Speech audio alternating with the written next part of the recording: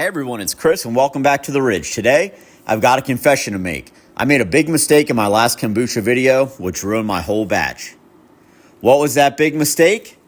Watch this video to find out. Join us. Sweet Maple Ridge Farms. Come on down, everybody. Go! So a few weeks ago, I put out a video on how to make kombucha at home. I was so proud of it, even though it was a pretty big flop. But in my defense, I have made some really good kombucha several times before, and I've never had any issues with it. It always turned out really good. So in my last video, I took you from the very beginning on how to make kombucha. I told you how to sanitize the brewing vessels. I told you that it was important to sanitize the bottles.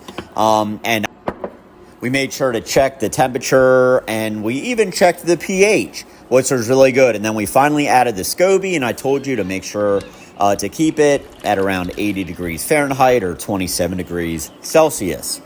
And that's what I ended the video with. So I was really excited. 16 days later, I bottled it, and I kept it warm still at about 80 degrees Fahrenheit, 27 Celsius.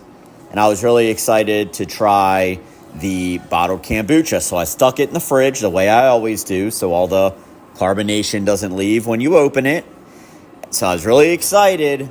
I opened up the bottle, really thinking that it was going to be nice and carbonated and everything, and it wasn't. It was weirdly sweet, and it wasn't really carbonated at all.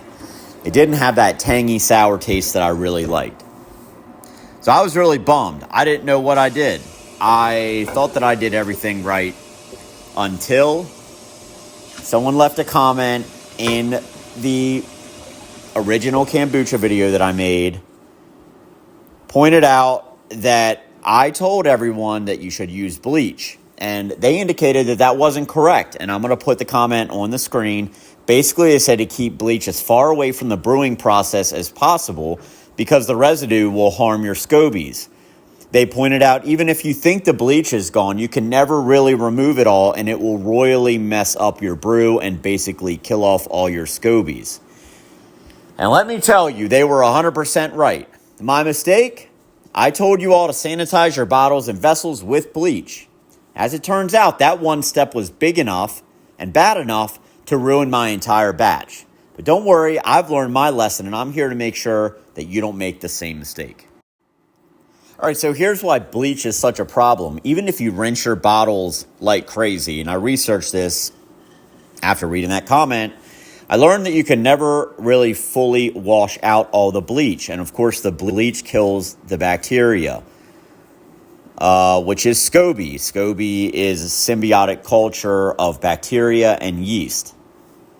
And so it's great for cleaning, but it's terrible for your SCOBY. Even very small amounts will kill it. The kombucha is alive, and the SCOBY, the culture that ferments your tea, is what makes kombucha bubbly, tangy, and delicious. But when bleach gets involved, it weakens and kills the SCOBY. So that means no carbonation because your SCOBY can't ferment the sugar, and that's why mine was oddly sweet. And of course, that does make a weirdly sweet kombucha since the fermentation process can't happen. And to make matters worse, you might even grow mold on your kombucha because without a strong SCOBY, bad bacteria can take over. But don't worry, there is an easy fix. Don't use bleach. Instead, use boiling water. Pour boiling water into your bottles and let it sit for a few minutes to sterilize, like the YouTuber in the. So here's what I learned the hard way and about a month of wasted time. Kombucha is a living thing, and anything that kills bacteria, even just a little leftover. If you're new to the channel, please subscribe. We really appreciate it. Bleach will ruin your batch. So thank you to the YouTuber who pointed that out. I'll definitely never make that mistake again. So anyways, that's it. That's the video. If you found it helpful, please hit that like button. It really helps out with our YouTube rankings. And definitely hit that subscribe button. It helps out more than you know. And expand the description below to see fresh new merch, including our funny sticker shop, if you want to support the channel. And we'll see you next time out on the Ridge.